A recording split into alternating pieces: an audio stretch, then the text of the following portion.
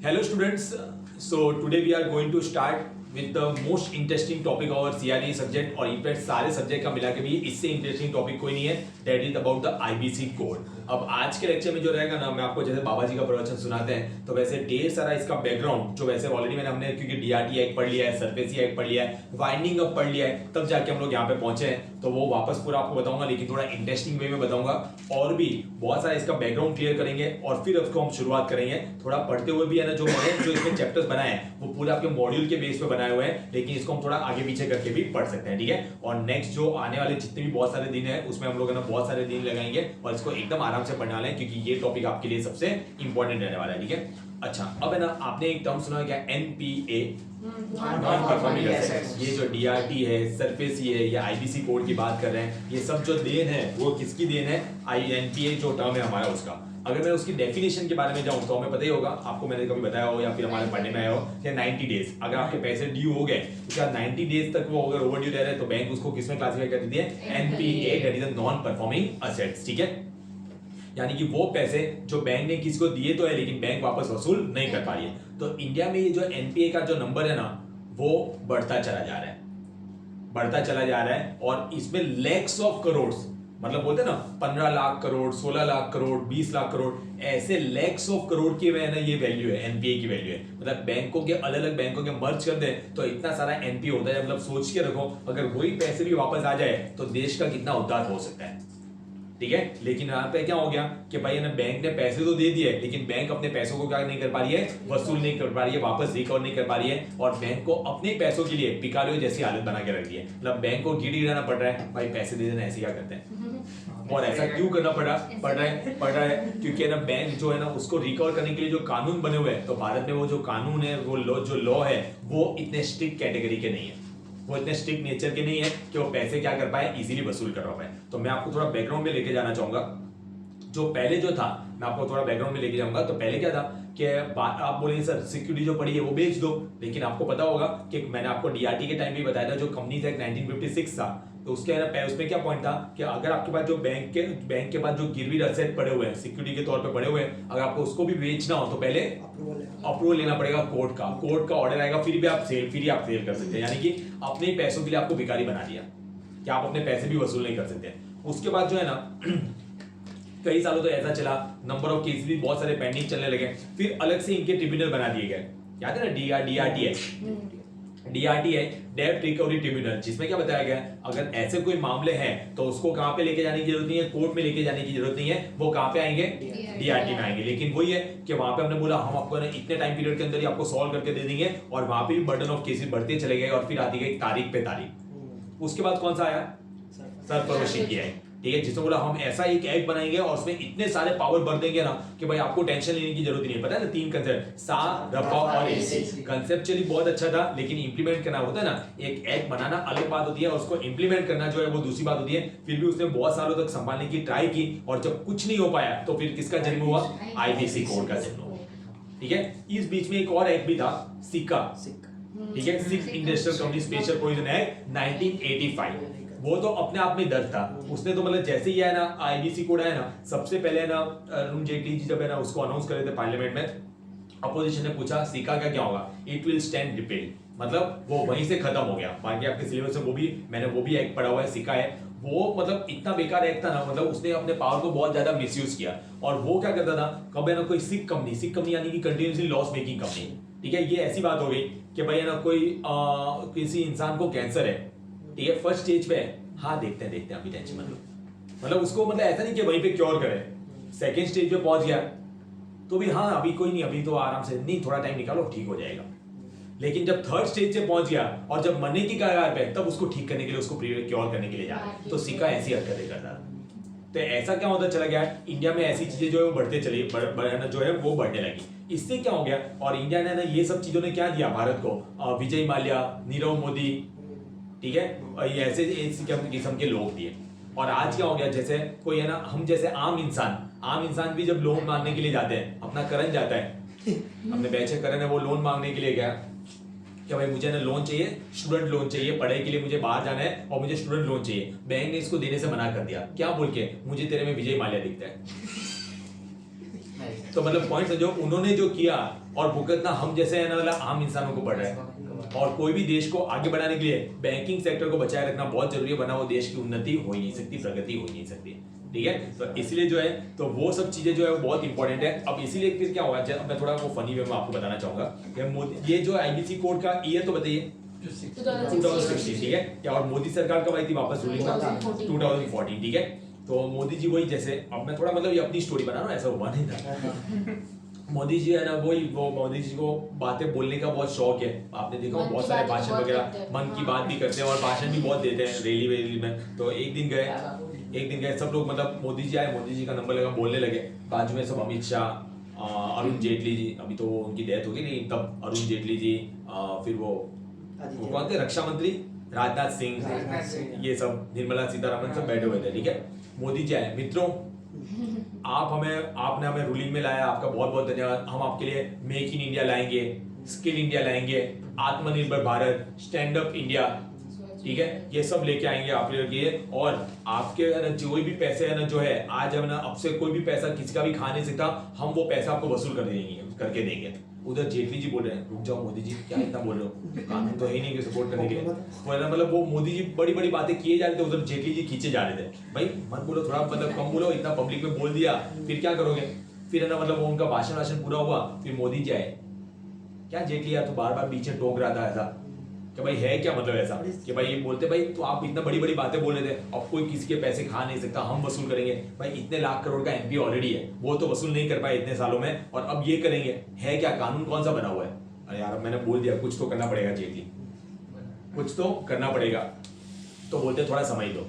फिर थोड़े दिनों बाद वापस आए जेटली जी और मोदी जी की मीटिंग हुई, तो उन्होंने बोला कि भाई मैं एक आइडिया मिल गया है, तो अगर हम वैसा करें ना वैसा करें तो हमारे जो आपने बोला है वो आपकी बात भी रह जाएगी और देश भी और आगे बढ़ पाएगा। तो बोलते हैं क्या इसका सॉल्यूशन, बोलते हैं आईबीसी। मोदी जी बोलते हैं ये क्या होता है, फिर बोलते हैं इंसॉल्वेंसी एंड बैंक्रप्सी कोड जो है वो इसका सॉल्यूशन है। बोलते हैं इसमें क्या होगा, बोलते हैं इसमें कुछ नहीं, इसमें क्या करेंगे, जिन लोग भी बैंक से पैसे लिए हैं, जिन लोगों ने भी बैंक से क्या किया है पैसे लिए हैं और वो बैंकों के ना पैसों को क्या नहीं कर पा रहा है, वापस रिपे नहीं कर पा रहा है या करना नहीं चाहता है, तो उनको उन्हीं के बिजनेस से निकाल के बाहर फेंक देंगे। उन्हीं के बिजनेस से निकाल के क्या कर देंगे, बाहर फेंक देंगे और फिर उनके बिजनेस को हम लोग चलाएंगे। तो मोदी जी बोलता है फिर डेबिट कार्ड क्रेडिट कार्ड कौन बेचेगा, बैंक वाले अगर ये करेंगे तो लोन के लिए सर कौन खाएगा। तो बोलते नहीं उनको नहीं चलाना है, जो बैंक वाले कर रहे हैं उनको अपना काम ही करना है, उन लोगों को प्रोफेशनल्स चलाएंगे। बोलते प्रोफेशनल जैसे कि सीए हो गए, सीएस हो गए, सीएमए हो गए, तो ये लोग करेंगे। बोलते उनका तो अपना भी तो काम रहता है। बोलते उसी में जो प्रोफेशनल्स है तो जो प्रोफेशनल इंस्टीट्यूट है उनकी, जैसे कि आईसीएआई, तो उनको हम बोलेंगे कि आपके जो मेंबर्स एंड ऑल है उनमें से आप ऐसे प्रोफेशनल को तैयार करो जो ऐसी कंपनी को चला पाए, और जब उनको चलाएंगे अपने पैसे वसूल करेंगे और पैसे वसूल करके उनकी कंपनी को वापस उनको क्या कर देंगे, हैंड ओवर कर देंगे।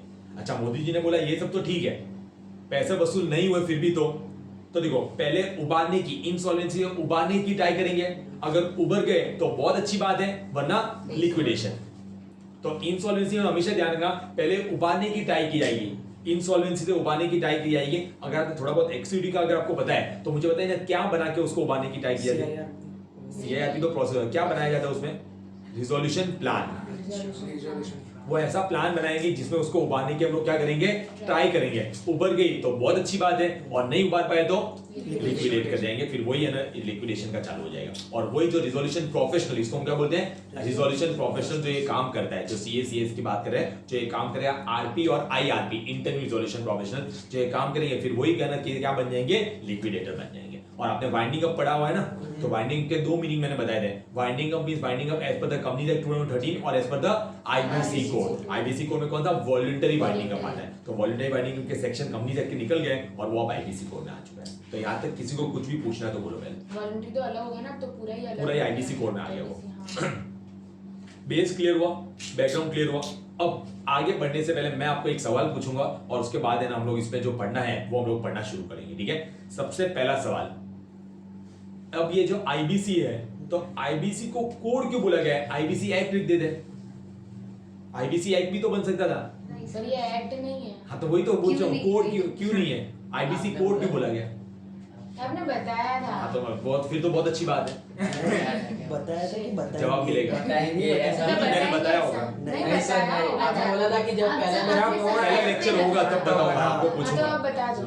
नहीं आप बताइए तो सही, कोई टाई तो करिए। जैसे आईबीसी जैसे नॉर्मल एक्ट आते हैं, इसमें भी सेक्शन ही है, ऐसा भी नहीं कॉन्स्टिट्यूशन होता है तो आर्टिकल एंड ऑल, यहाँ पे भी सेक्शंस ही है, यहाँ पे भी रेगुलेशंस है। तो यहाँ पे आईबीसी को कोड क्यों बोलेगा, आईबीसी को एक्ट क्यों नहीं बोलेगा, आईबीसी एक्ट 2016। देखो अब मैं आपको बता दूं क्या है कोड में, क्या होता है एक ही चीजों के बारे में जब अलग अलग जगह पे अलग अलग टाइप की बातें बोली गई हो, और हमने नहीं बताया सिका ओवरराइड करेंगे, डीआरटी ओवरराइड करेगा, सरफेस ही ओवर, मतलब हर कोई अपने आप को ओवरराइड ही कर रहा है। और मतलब बोलते हैं ना, इधर वो एप्लीकेशन डीआरटी में फाइल करता, वो आंसर सरफेस ही का देता था। पता चला ना, एक ही चीजों के बारे में, इंसॉल्वेंसी के बारे में इतनी सारी चीजें आपने खिचड़ी पका दी है ना कि अलग अलग एक्ट में अलग अलग रूल जो ऑलरेडी बने हुए हैं उसमें अलग अलग बातें की जा रही है। तो उन सबको समअप करने के लिए जो है ना एक यूनिफाइड कोड बनाया गया। क्या बनाया गया, उसको यूनिफाइड कोड बनाया गया। अगर कुछ होता ही नहीं और नहीं आता तो वो एक्ट ही बन जाता, लेकिन यहाँ पे क्या हो जाए ऑलरेडी है और वो बातें भी कैसी कर रहे हैं, अलग अलग कर रहे हैं, तो उनको समअप करने के लिए यूनिफाइड एक यूनिफॉर्मिटी लाने के लिए क्या बनाया गया, एक कोड बनाया गया।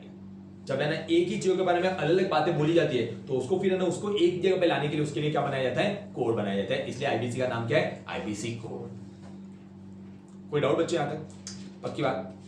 जनरल नॉलेज का क्वेश्चन है, जब ये आईबीसी कोड आया यानी कि 2016 में आपने बताया, 2016 में आपने बताया, तो तब जो है प्रेसिडेंट, हमें पता ही है कोड कब वो अप्रूव होता है, कोई भी एक्ट जब उसको कौन कंसेंट देता है, प्रेसिडेंट ऑफ इंडिया। तब प्रेसिडेंट ऑफ इंडिया कौन थे 2016? यार मैं तो इसमें भूल गई। कोविंद नहीं नहीं प्रणब मुखर्जी। कौन थे बच्चों, प्रणब मुखर्जी। नॉलेज के लिए आपके इसमें कोई काम ही नहीं आएगा, ना ही कहीं पे दिया हुआ है, ये सिर्फ मैंने नॉलेज की बात बताई। तो अभी तक हमने आके क्या देखा कि आईबीसी कोड क्यों आया, ठीक है, मोदी जी और जेटली जी के बीच में क्या बात हुई वो मैंने बताया। फिर आईबीसी कोड को कोड क्यों बोला जाता है, एक्ट क्यों नहीं बोला जाता, वो मैंने आप लोगों को बताया। अब आगे बढ़ने से पहले जो अब मैं पॉइंट बताने जा रहा हूं ना, वो अगर आपने समझ लिया ना, आपने समझ लिया, आपका पूरा जो बेस है, इसका जो फाउंडेशन है ना आईबीसी कोड का, वो पूरा का पूरा क्लियर हो जाएगा। और उसके बाद आप लोगों को ये जो कोड पढ़ने की मजा आएगी ना, अलग ही लेवल की आएगी। और इनफैक्ट ये जो मैं 3-4 पॉइंट आपको जो अभी बताने वाला हूं ना, वो इसके सबसे इंपॉर्टेंट पॉइंट है।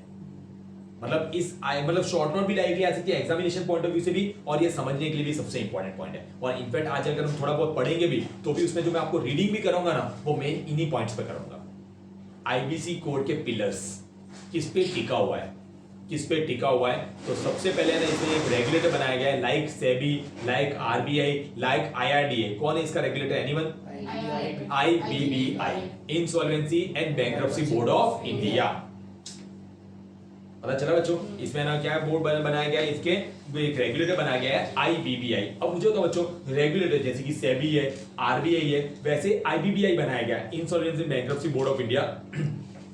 तो रेगुलेटर खुद सारा काम करते हैं क्या? नहीं। वो तो मैं रेगुलेटर में काम थोड़ी करूंगा, मैं तो देखूंगा सब लोग अपना काम बराबर कर रहे हैं या नहीं कर रहे हैं, ठीक है। तो उसके अंडर में फिर क्या क्या आता है, IPA, insolvency professional agency, IP professionals, और लिखो कुछ है वो सब कुछ आएगा। और IU, information utility, IPA, insolvency professional agencies, जैसे कि आईसीएसआई, आईसीआई, जैसे मैंने रजिस्टर वैल्यू पढ़ाया आप लोगों को, जैसे मैंने बताया इनका आरबी का अलग से सब्सिडी, मूल्य सब्सिडी बना के रखा है, वैसे इनका अलग से चलता है आईसीएसआई और आईसीआई और इन सबका।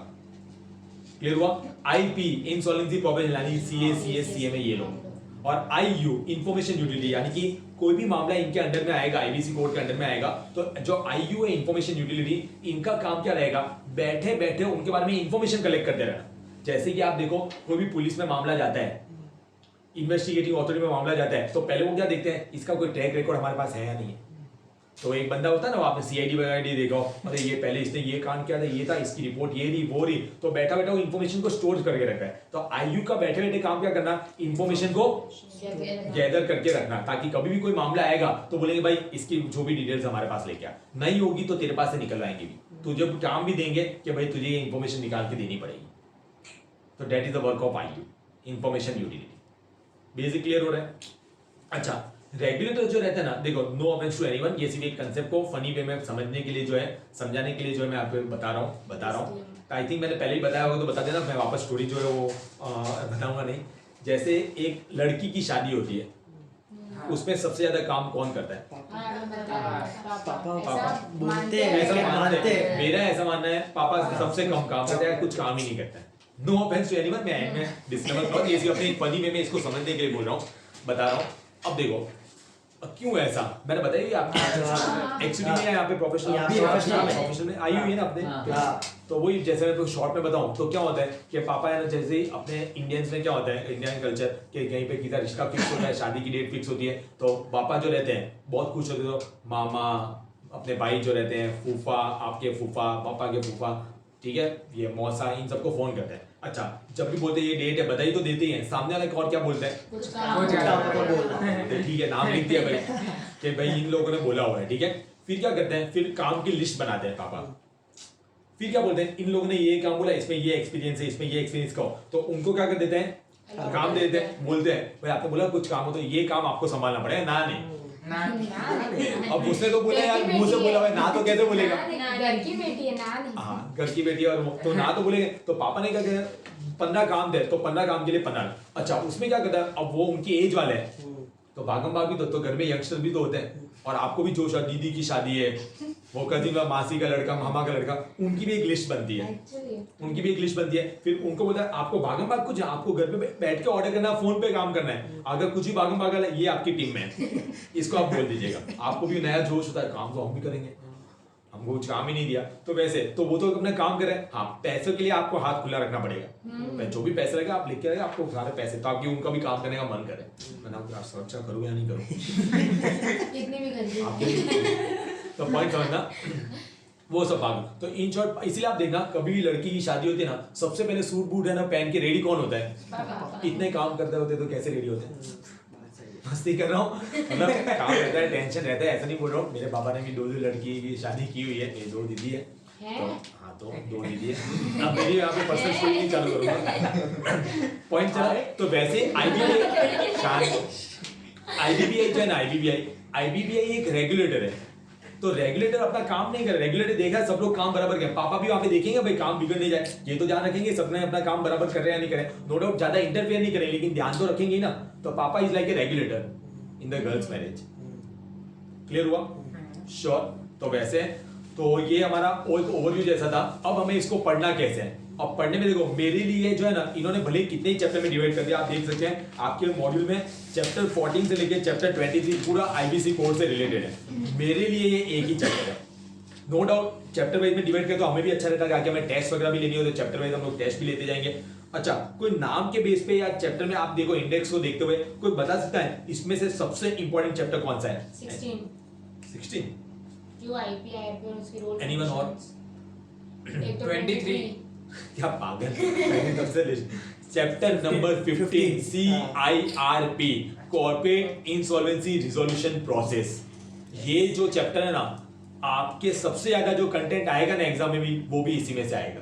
और यही तो पढ़ने का, एप्लीकेशन कैसे फाइल करते हैं, सुना है FCOC, DCNC नहीं है, FCOC financial creditor, operational creditor, ये सब उसमें चीजें आएगी। तो वो एप्लीकेशन कैसे फाइल करते हैं, पूरा प्रोसेस, मतलब अलग लेवल की आपको मजा आएगी आईबीसी कोड में, ठीक है। और ये चैप्टर में डिवाइड किया तो हमारे लिए भी अच्छा है, हमें पता चलता है कहाँ पे ब्रेक लगाना है, कहाँ पे पढ़ना है। चैप्टर वाइज टेस्ट, पूरी फुल टेस्ट, ऐसे भी हम लोग एक एक करके लेके चले जाएंगे।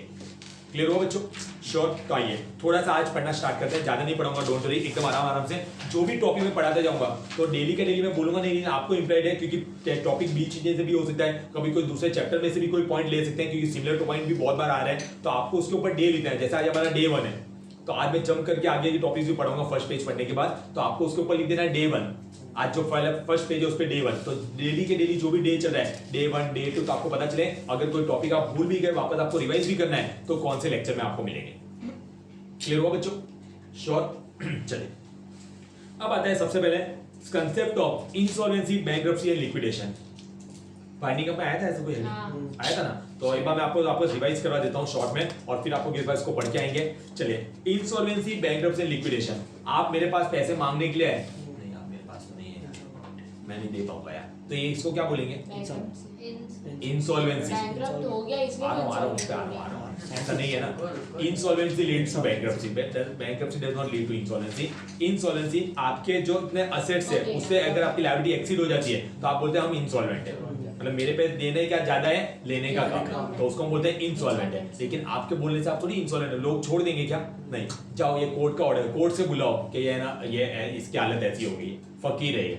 तो जब कोर्ट आपको मतलब लीगल आपको वो लग जाए दब्बा, ये बैंकरप्ट है, ठीक है, तो उसको हम बोलते हैं बैंकरप्सी। क्लियर? और वही है फिर ना, अगर कंपनी के टर्म में बोले तो जब कंपनी जो है, कंपनी जो लिक्विडेशन यानी कि वही कंपनी को बंद करे, तो लिक्विडेशन अलग ही कंसेप्ट है। जो मेन कंपैरिजन है वो किसमें? Insolvency and bankruptcy. आपने एक बार में सही जवाब नहीं दिया, इसलिए मैं 2-3 पॉइंट रीड कराऊंगा। तो देखो, the word insolvency and bankruptcy are generally used interchangeably in common parlance, but there is a marked distinction between the two.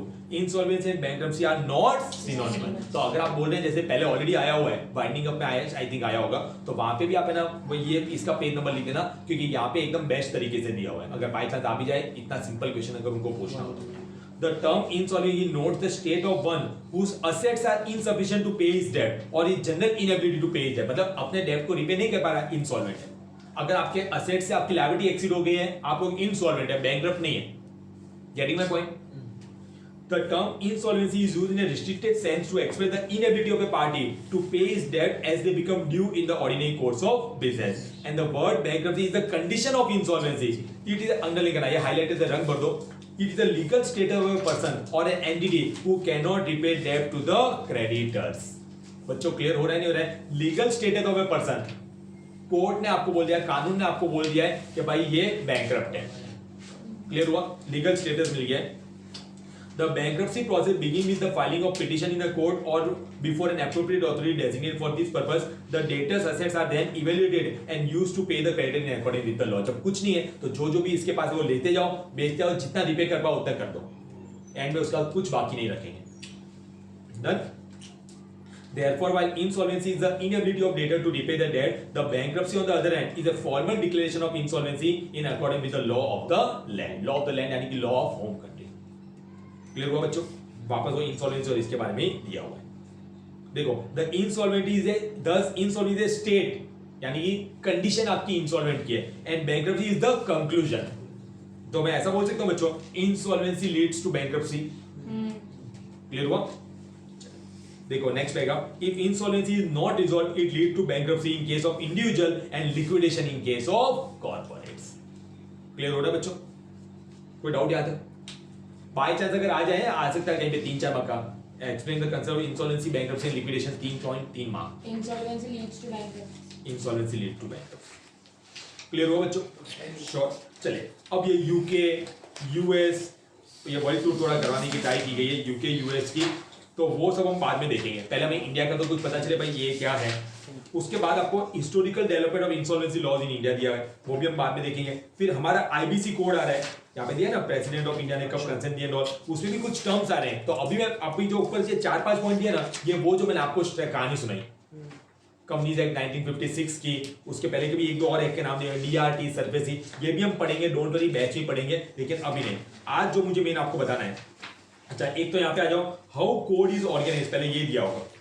अच्छा, जो भी पढ़ाते जाओ डे वन लिखते जाना, हाउ कोड इज ऑर्गेनाइज्ड, ठीक है, आपको पता चले इसमें है क्या। The IBC code consist of total 255 sections, मिला बच्चों? ऑर्गेनाइज इन 5 पार्ट्स। ये 2 पेज जो है ना बच्चों, ये आपको लर्न नहीं करने, लेकिन आपको पूरा कभी भी पढ़ोगे ना, आपको कभी जानना है हम कौन से पार्ट में, मतलब पार्ट 1 पढ़ रहे हैं, पार्ट 2 पढ़ रहे हैं, पार्ट 3, जैसे मैंने सीआईआरपी बोला तो पार्ट 2 में आता है आप लोगों का, ठीक है। तो देखो, जैसे कि आईबीसी कोड में कितने सेक्शन है बच्चों? 255 सेक्शन। कितने पार्ट में डिवाइड किया है? 5 पार्ट्स में। और इसमें कितने शेड्यूल्स है?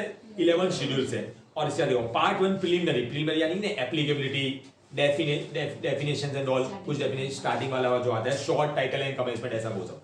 पार्ट 2 सबसे important part, insolvency resolution and liquidation for corporate person. अब देखो यहाँ पे आप देख भी सकते हो कौन से सेक्शन है, पूरा कॉर्पोरेट पर्सन यानी कि कंपनी और एलएलपी का, कंपनी और एलएलपी का जो इंसॉल्वेंसी का जो आईबीसी कोड में जो जगह दी गई है, वो कौन से सेक्शन में दी है? सेक्शन 4 से लेके सेक्शन 77। पता चला? स्टार्टिंग देख लो और वो देख लो कहां से कहां तक। कोई कंफ्यूजन बच्चों? पक्की बात, ये सारे सेक्शन हमारे सिलेबस में, सब पढ़ेंगे हम लोग, ठीक है। फिर तीसरा पार्ट 3, वो किसका बच्चों? इंसॉल्वेंसी रिजोल्यूशन, बैंकरप्सी और इंडिविजुअल एंड पार्टनरशिप फॉर्म। इसमें कहां से सेक्शन आ रहा है? 78 से लेके 187। इसमें अब अच्छी बात ये आपके लिए, अच्छी बात बुरी बात जो भी आप मानो, अब इसमें एक अच्छी बात ये है कि ओल्ड सिलेबस में ना, ये भी आपके सिलेबस में था, न्यू सिलेबस में इन्होंने ये पार्ट को जो है ना वो सिलेबस में नहीं रखा है। तो सर हमें नॉलेज के लिए हमें पढ़ना हो तो आपका जो ओपन बुक आएगा ना, ओपन बुक उसमें ये कवर अप होगा, तो आपका नॉलेज तो आपको मिलेगा ही। और अच्छी बात भी है यहाँ पे इतना एक्सपांड करके कि इसमें जितना पढ़ रहे हैं वो तो डिट्टो का डिट्टो सेम उसमें भी है, ओपन बुक में भी है। प्लस ये चैप्टर हम लोग तो हम जैसे आईबीसी कोड कंप्लीट करते जाएंगे, ये इंसॉल्वेंसी इंडिविजुअल और पार्टनरशिप फॉर्म का वो भी हम यहीं से पढ़े, वहां से डायरेक्टली ओपन बुक से भी पढ़ लेंगे, ताकि आपका भले उसमें से क्वेश्चन यहाँ पे भी आ जाए तो भी आप लिख पाओ। डन बच्चों, चलिए फिर देखो ये सब जो आते हैं हमारे regulation of IPA insolvency professional agency and information utility. तो आज जब मैं आपको पढ़ाऊंगा तो देखना उसके सेक्शन नंबर आपको मिलेंगे 188 से लेके 223 के बीच में, ठीक है। और फिर आता है हमारा मिसेलेनियस पार्ट। क्लियर हो रहा है बच्चों? श्योर। तो इस तरीके से कितने पार्ट में डिवाइड किया बच्चों आईबीसी कोड को? 5 पार्ट में डिवाइड किया है। सेक्शंस 255 सेक्शंस, ठीक है। Part 1 preliminary, part 2 corporate person, ऐसा बोला कंपनी एलएलपी, कॉर्पोरेट पर्सन में कौन आता है? कंपनी और एलएलपी, ठीक है। पार्ट 3 इंडिविजुअल पार्टनरशिप, पार्ट 4 में ये सब जो हम नेक्स्ट पेज से शॉर्ट आउट पढ़ने वाले वो सब, ठीक है। और पार्ट 5 में मिसलेनियस, जो कोई काम करते हैं। क्लियर हो रहा है बच्चों? नॉलेज के लिए ध्यान रखना है आप लोगों को। क्लियर? और अब जो ये दिख रहा है ना, मैंने बहुत सोच समझ के नोट है, एक ही बार एक ही चीज के बारे में इतनी जगह पे दिया हुआ था ना, मैंने उसको सम अप करके एक जगह पे लेके आया हूं। क्लियर? तो नोट्स बहुत मेहनत से और बहुत बढ़िया नोट्स बनाए हुए, आप पढ़ेंगे तो आपको पढ़ने का एक फ्लो में भी मजा आएगी। बीच में आपको नेक्स्ट चैप्टर देंगे तो डायग्राम, केस लॉ, वेस लॉ सब मैंने इंक्लूड किया है। मैं चाहता था केस लॉ जो यहाँ पे आ रहे हैं क्लियर कट लिख सकता था, रिफर ओपन बुक, क्योंकि ओपन बुक में, लेकिन मैं सब कुछ नोट्स में इंक्लूड कर दिया, इधर उधर कुछ नहीं। इनफैक्ट यहाँ का पढ़ा हुआ वहां पे काम आएगा, same to same case law भी, तो सारे केस लॉ भी हमारे पढ़ते हुए डिस्कस भी होते चले जाएंगे। डन बच्चों? चलिए अब आता है पिलर्स ऑफ आईबीसी कोड 2016, ठीक है। तो देखो आईबीबीआई ऑलरेडी डिस्कस किया था, IPs insolvency professional, IPA insolvency professional agencies, E वाला आईयू इंफॉर्मेशन यूटिलिटी, और एए एडजुडिकेटिंग अथॉरिटी। ये मैं आपको डायरेक्ट सवाल पूछना चाहूंगा, कोई बता सकता है एडजुडिकेटिंग अथॉरिटी कौन सी है? और थोड़ा अच्छे से अलग अलग है। कंपनी और एलएलपी के लिए एनसीएलटी, और इंडिविजुअल और पार्टनरशिप फर्म के लिए क्या? डीआरटी, ठीक है। अगेन ए एडजुडिकेटिंग अथॉरिटी, तो कंपनी और एलएलपी के लिए एडजुडिकेटिंग अथॉरिटी कौन सी है? ए क्या है? एनसीएलटी, और इंडिविजुअल और पार्टनरशिप फर्म के लिए डीआरटी। ये ध्यान रखोगे बच्चों, ठीक है। चलिए अब मेरी बात सुनो। अब है ना इसमें जैसे ना ओल्ड सिलेबस में तो हम लोग रेफरेंस बुक यूज करते थे, तो इतना डिटेल में नहीं होता था। मैं इस बार मैंने मॉड्यूल से बनाया ना, पूरा डिटेल में इंक्लूड किया हुआ है, क्योंकि यहाँ पे जितना भी पढ़ भी रहे हैं तो आपका है ना वापस ओपन बुक में भी वापस पूरा का पूरा सेम टू सेम कंटेंट दिया होगा आप लोगों को। डोंट वरी एट ऑल, ठीक है। चलिए अब हमारा सबसे पहला आज एटलीस्ट एक तो देखते हैं, कौन सा? आईबीबीआई। सबसे पहले बताओ कंसेप्ट याद आया आईबीबीआई का? क्या बताया था मैंने? रेगुलेटर, ठीक है। ये रेगुलेटर है, ये बोर्ड है इन आईबीसी कोड में। क्लियर? ये देखेगा इनके अंडर में ये सारे आते हैं, ए नहीं आता है, ए अलग चीज हो गई, मतलब ए को भी इनको रिफर करना पड़ता है। तो आईबीबीआई ये देखता है सब कुछ काम बराबर चल रहा है नहीं चल रहा है। क्लियर? तो ये पिलर्स है, मैंने नहीं बताया, ये आपका फाउंडेशन क्लियर कर देगा, बेस क्लियर कर देगा, इसके बेस पे सब लोग खड़े हैं। तो देखो पढ़ना शुरू करते हैं तो थोड़ा और अच्छे से आइडिया लगेगा। जो रीड करा वो जान रखेगा, पूरा नाम दिया होगा इंसॉल्वेंसी एंड बैंक्रप्सी कोड, तो अब आप क्या बोलेंगे? IBC code. क्या बात है, चलिए रीड करना था IBC. The IBC Code 2016 provides for the constitution of a new insolvency regulator. The IBBI, the Insolvency and Bankruptcy Board of India was established on 1st October 2016. ठीक है। तो ये आया भी और इन्होंने प्रॉपर्ली पहले से एक अच्छा डिसीजन ये था, ऐसे नहीं बोला पहले सेबी देख लेगी, आरबीआई देख लेगा, मिक्स करके देख लेंगे, अलग से रेगुलेटर, ठीक है। अच्छा, इट इज यूनिक रेगुलेटर। अब ये जब हम सीएसीटी में भी आता है ये कंटेंट, तो मैं वहां पे ना आता है, मैं उनको हमेशा बोलता हूँ ये एमसीक्यू में ध्यान में रखना, dash is the unique regulator, अपने आप में कुछ अलग है, ठीक है। सेबी आरबीआई आपके तो एमसीक्यू में आने से रहा, ठीक है। तो ये यूनिक रेगुलेटर है which regulates a profession as well as process under the code. Profession को भी रेगुलेट करता है। आईपीपी एक प्रोफेशन है, इंसॉल्वेंसी प्रोफेशनल एक प्रोफेशन है, और उसका जो प्रोसेस होता है एप्लीकेशन फाइल करने का वो भी ये गवर्न करता है। It roles include overseeing the function of insolvency intermediary। इनसे ये सब काम अपना ढंग से कर रहे हैं नहीं कर रहे, जो मैंने ऑलरेडी आपको बता दिया है। कोई कंफ्यूजन बच्चों? The board, यहाँ पे बोर्ड मतलब सेबी होगा क्या? IBBI। The board is responsible for the implementation of the code that consolidates and amend the laws related to insolvency resolution of corporate person, partnership firm and individual। ये जो लिखा है in a time bound manner, ये सबसे important term है।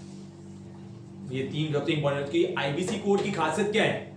पहले भी solution तो आते ही थे, लेकिन टाइमली नहीं आते थे। आईबीसी कोड की खासियत क्या है? Time bound manner. Time bound पे भी कितना होता है आपको भी पहले पूछा जाएगा, डोंट वरी, आगे जब आएंगे तब हम लोग। तो मैं क्या करूंगा नेक्स्ट डे ऑलमोस्ट क्या पढ़ाने वाला हूँ वो भी आपको थोड़ा बता के भेजूंगा, आप थोड़ा रीड करके आएंगे तो नेक्स्ट डे डिस्कस करने की और ज्यादा मजा आएगी। ठीक है, टाइम बाउंड मैनर में इनको सॉल्व करना। सेक्शन देखो इसमें जो भी सेक्शन आएंगे इन सब के वो किसमें आएंगे, सेक्शन 188 से लेके, तो क्या क्या आप थोड़ा सेक्शंस को भी ध्यान रखेंगे, 188 से लेके 223, और ये कौन से पार्ट में आता है, पार्ट 4। पता चला, क्लियर हो रहा है बच्चों? तो देखो section 188 subsection 2 of the code provides that the board क्या होगा बच्चों, सेबी के जैसा रेगुलेटर है, तो सेबी के फीचर्स बताइए आप लोगों को, body corporate having perpetual succession, common seal with power, subject to the provision of this act, ये प्रॉपर्टी को एक्वायर कर भी सकता है, डिस्पोज ऑफ भी कर सकता है, प्रॉपर्टी कोई भी हो, मूवेबल हो या इमूवेबल हो, केस हो भी सकते हैं और केस कर भी सकता है। क्या बात है, क्लियर हो रहा है बच्चों? And as per section 189 subsection 4 the tenure of the chairperson and member shall be 5 years or till they attain the age of 65 years whichever is earlier and they shall be eligible for reappointment। ठीक है, अच्छा क्या लिखा, other than ex officio member। ex officio member क्या होता है, ex थोड़ी है, ex officio member क्या होता है, हम कोई पर्टिकुलर, सुना अच्छे से, हम कोई पर्टिकुलर पर्सन को नहीं अपॉइंट कर रहे हैं, हम एक पर्टिकुलर पोस्ट को अपॉइंट कर रहे हैं। जैसा नहीं बोलते हैं minister of finance, ministry of finance का जो सेक्रेटरी होगा वो इसमें मेंबर होगा, पता चला है? तो मेंबर मर भी गया लेकिन वो निकला नहीं है, वो उस पद पे जो दूसरा आएगा वो इसका मेंबर बन जाएगा, तो ऐसा हम बोलते हैं एक्स ऑफिशियो मेंबर। क्लियर हुआ? एक्स ऑफिशियो यानी कि उसके लिए कोई वोट करने की जरूरत नहीं है, वो जो भी उस पोस्ट पे होगा वो ऑटोमेटिकली इसमें मेंबर बन जाएगा। क्लियर हुआ? जैसे नीति आयोग का चेयरमैन कौन होता है, प्राइम मिनिस्टर ऑफ इंडिया। तो अभी जो हम फिर बोलते हैं करंट कौन है, तो हम बोलते हैं Narendra Modi ji. But as a prime minister, ऐसे उसकी पोस्ट में कौन बनेगा, वो एक्स ऑफिशियो बोलते हैं उसको, तो जो भी प्राइम मिनिस्टर होगा वो नीति आयोग का चेयरमैन बन जाएगा। Getting my point? चलिए, removal of member from office निकाल भी सकते हैं। Empower the central government to remove a member from office if he is an undischarge bankrupt, अगर वो खुद ही बैंकरप्ट हो गया तो ऐसे लोगों को रख के क्या करेंगे, फिर तो वो अपने बोलते हैं ना अपनी इंसॉल्वेंसी को उभारने की ट्राई करेगा। He has become physically और mentally incapable of acting as a member, पागलपन के दौरे पड़ते हैं, कोई एक्सीडेंट हो गया, 2 हाथ 2 पैर 1 आंख चली गई, पता चला तो कैसे काम करेगा फिर? Convicted of an offense which in the opinion of the central government, ये लैंग्वेज आपको पता ही है, involving moral turpitude, unethical काम कोई कर रहा है। अच्छा, अपने पोजीशन का गलत फायदा उठाया, याद है कंपटीशन है, अब्यूज ऑफ डोमिनेंस, तो आपको भाई ऐसे पावर जो है वो गलत फायदा उठा रहा है, detrimental to the public interest, तो उनको निकाल। अब जो मैंने दिए ना बच्चों, ये जो पावर्स है इसमें आपको यहाँ पे लिखो एनी 7 और 8, आप क्या what are the power and function of the board. मजे से मैंने ढेर सारे दुनिया भर के पॉइंट दे दिए, दुनिया भर के पॉइंट दे दिए। आपको कितने ध्यान में रखने हैं, इतनी लंबी चौड़ी लिस्ट है, 15-20 पावर दिए हुए हैं, आपको मैंने कितने यार ध्यान में रखने हैं, कोई भी 7 है, क्योंकि अगर आएगा तो direct question what are the powers and function of the IBBI, तो आपको पहले तो थोड़ा वो भी लिखा आईबीबीआई किसे कहते हैं एंड ऑल, वो सब लिखेंगे आप लोग, कौन चेयरपर्सन होता है, मेंबर होता है, कब तक, और फिर उसके पावर एंड फंक्शन। तो 4 मार्क का या 5 मार्क का है, अगर 4 मार्क का आएगा तो 8 पॉइंट बहुत है, 5 मार्क के लिए 10 पॉइंट, लेकिन हम इंट्रोडक्शन लिख रहे हैं तो 8 पॉइंट बहुत है, ठीक है। और इसके पावर एंड फंक्शन क्या सबको साथ में लेके चलना, तो उसमें से पॉइंट मिलेंगे, थोड़े 4-5 पॉइंट मैं सिर्फ यहाँ पे रीड कर रहा हूँ, बाकी बार आप पढ़ के आएंगे। क्लियर हो बच्चों? और जो पॉइंट में डाउट आया वो पूछ लेंगे। देखो सेक्शन 196 में पावर दिया गया है, shall subject to the general direction of the central government perform all or any of the following function, namely पहला point register insolvency professional agency IP and information utility and renew with withdraw suspend और cancel such। देखो ये सबका अपने under में आ रहे हैं, इसके अंडर में आ रहे हैं ना, इससे मुझे देखो ए का नाम नहीं आ रहा है, मैंने पहले ही बोला ना, ठीक है, IPA, IP और IU, तो इनका कैसे किसको रजिस्टर करना है पता चला है, किसको रिन्यू करना है, किसको विड्रॉल करना है, तो ये सब काम किसके रहेंगे, आईबीबीआई के। ये तो ठीक है स्टार्टिंग का फर्स्ट डे इसलिए भी, बाकी अगर पूरा आईबीसी कोड पढ़ोगे ना जब आप लोग, आपको लगेगा इसमें कोई पॉइंट भी नहीं पढ़ना है, सब कुछ हमें आता है, कि पूरा जब कोड पढ़ेंगे तो उसमें आएगा ना ये पॉइंट आईबीबीआई के पास जाके पूछो, इसके पास लेके जाओ, तो वही तो पॉइंट होंगे, ठीक है। Second point, promote the development of and regulate the working and practices of an IP, IPA and another institution, IU। इनका और कैसे डेवलपमेंट हो सकता है, इनको मैं और कैसे रेगुलेट कर सकता हूं, क्या टर्म्स एंड कंडीशन रख सकता हूं ताकि मेरे कंट्रोल में रहे। Getting my point? Specify the minimum eligibility requirement for registration of them, fees या अदर चार्जेस जो उनका रजिस्ट्रेशन या रिन्यूअल की जो फीस पे, तो ये डिसाइड करेगा। Specify by regulation standard set करके देंगे इनके अंडर में जो भी है, इंस्पेक्शन वगैरह इनका करवा सकता है, monitor the performance of them, call for any information, publish such information. पता चला बच्चों? पढ़ाऊं कुछ? ठीक है, आगे कुछ आ रहे, कॉन्स्टिट्यूशन सच कमिटी में भी require, promote transparency, maintain website, तो ये सब काम किसका रहेगा, इनका रहेगा। और ये लोग बैठे बैठे क्या कर सकते हैं, बायलॉज भी बना सकते हैं। अगेन बायलॉज में एनी 7 to 8, लेकिन अगर पूछना ही है तो एक तरफ पावर एंड फंक्शन दिख रहा है, एक तरफ बायलॉज, तो वजन किस पे ज्यादा जा रहा है, power and function of course है। ठीक है, तो देखो क्या लिखा है, further provided the board may make model bylaws to be adopted by IPA which may provide for. Bylaws मतलब कि हमेशा मैं क्या बोलता हूं इसके लिए, इंटरनल रूल्स एंड रेगुलेशन, कि आपको काम कैसे करना है इंटरनली। ठीक है, वो उसको बोलते हैं बायलॉज बोलते हैं। तो आईपीए कैसे काम करेगा वो बता देगा, तेरा minimum standards of professional competence. मतलब देखो अब यहाँ पे पॉइंट समझना अच्छे से, एक हायरार्की समझना। आईबीबीआई जो है वो मेन है, अब वो थोड़ी ना काम करेगा, वो आईपीए को बोलेगा मुझे आईपी चाहिए, तो आईपी यानी कि सीए सीएस ये लोग तो उनकी एग्जाम्स लेनी है, तो सिलेबस बनाएगा आईबीबीआई, एग्जाम कौन लेगा, आईपीए। Getting my point. और फिर आप उसके मेंबर्स बनते हैं आईपी। सेम आरबी अगर आपने पढ़ा हो रजिस्टर वैल्यूएट का जो मैंने कांसेप्ट बताया था, सेम वही कांसेप्ट यहाँ पे लगता है। Getting my point. तो वो एग्जाम से नॉल लेंगे और उसके बाद तो ये आपको बताएगा कि क्या मिनिमम स्टैंडर्ड रखना है, कैसे क्वेश्चन पूछने हैं, क्या सिलेबस रखना है, क्या ट्रेनिंग देनी है। Getting my point. आईबीबीआई किसको बताएगा, आईपीए को।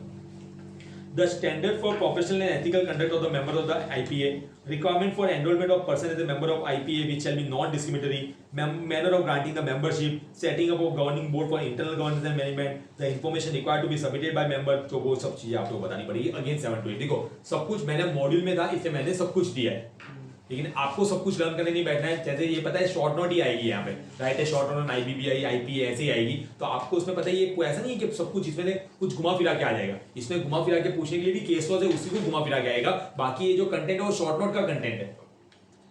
Getting my point. शॉर्ट तो मैक्सिमम आपको कितने सिलेक्ट कर लो, टिक मार्क करके लो, 7-8 पॉइंट, 2-3 पॉइंट एक्स्ट्रा, 10-11 पॉइंट, ताकि भूल भी जाए तो ये 10-11 पॉइंट में से 7-8 पॉइंट लिख देते और एकदम सिंपल पॉइंट। क्लियर हो रहा है बच्चों। और फिर 196 सब सेक्शन 3 क्या बोलता है, same power as the western is civil code. नहीं ये मैं पढ़ा, ये मुझे पढ़ा है, पढ़ा लूं क्या, नहीं सकता, देख के पता नहीं, ये तो पॉइंट हमारा है। क्लियर हुआ बच्चों। तो इस तरीके के पॉइंट है। क्लियर हुआ। तो आज फर्स्ट डे, इसलिए मैंने इंट्रोडक्शन भी दिया और ये भी आगे भी और शॉर्ट नोट है। तो मैं वही चाहता हूं कि ये आईबीसी कोड एक ऐसी चीज है ना, जो मैं चाहता हूं आप लोग साथ साथ में पढ़ते हुए कंप्लीट करो। ठीक है, साथ साथ में पढ़ते हुए जो है ना बच्चों आप लोगों को कंप्लीट करो। आपका ये पार्ट सी जो है, ठीक है, वो कितने मार्क्स का आता है आपको लोगों का, 40 मार्क्स का आता है। लेकिन इसमें आप लोगों का आईबीसी कोड है, डीआरटी, सरफेसी, बाइंडिंग और स्ट्राइकिंग ऑफ है। लेकिन बिलीव मी वो 40 में से जो है ना 30 से 35 मार्क्स का आईबीसी कोड ही आएगा। डीआरटी सरफेस ही इसमें है। हाँ, डीआर पार्ट सी में तो है, डीआरटी, सरफेसी, बाइंडिंग अप, ये सब जो हमने पढ़ा हुआ है ऑलरेडी वो इसी में। तो आपका पार्ट सी में भले है, लेकिन वो क्या है, उसमें से एक आधा क्वेश्चन या कभी कभार वो भी नहीं। ठीक है, तो आपको ऐसा दिखेगा पार्ट बी यानी कि आईबीसी कोड ही है, तो आपको ये पार्ट इतना इंपॉर्टेंट है ना, सीधे 30 मार्क के लिए नहीं पढ़ रहे हम, 130 मार्क के लिए पढ़ रहे हैं। कि एक तो ओपन बुक का भी है और प्लस ये भी है, और इसमें जितना पढ़ रहे हो डिट्टो का डिट्टो सेम कंटेंट। तो आपको इसको मैं जितना भी पढ़ाता जा रहा हूँ ना, तो डेली का डेली मैं पढ़ाऊंगा भी लिमिटेड ही, तो डेली का डेली आपका जो भी शेड्यूल है पढ़ने का कम ज्यादा, लेकिन ये पार्ट आप लोगों को साथ साथ में पढ़ना है। क्योंकि जैसे ही चैप्टर खत्म हो जाएंगे, चैप्टर वाइज इसकी टेस्ट होती चली जाएगी, 1 या 2 दिन का ब्रेक देंगे। फिर ऐसा नहीं बोल सकते सर एक दिन में इतना कैसे होगा, 2 दिन, क्योंकि आपको डेली के डेली। अब आज मैंने क्या पढ़ा है, पहला पेज और सिर्फ आईबीबीआई, तो उस पर आपको आईबीबीआई के शॉर्ट नोट पढ़ के रखे हैं। कोई कंफ्यूजन। फिर कल हम लोग आके सबसे पहले क्या करेंगे, इसकी जो रिमेनिंग शॉर्ट नोट्स है वो हम लोग कंप्लीट करेंगे, वो हम लोग कंप्लीट करेंगे। डन। और फिर अगर हमें टाइम मिलेगा तो कल हम लोग है ना वो जो पीछा है ना हिस्टोरिकल डेवलपमेंट एंड ऑल, तो वो सब हम लोग देखेंगे। और फिर हमारा असली मजा शुरू होगा, जो की डेफिनेशन एंड ऑल जो दी है ना, उसमें से आपका चालू होगा, वहां से आपका सीआईआरपी फर्स्ट और वो सब शुरू होना स्टार्ट हो जाएगा। क्लियर हो रहा है बच्चों। डेफिनेशन से मेन पार्ट है ऐसा।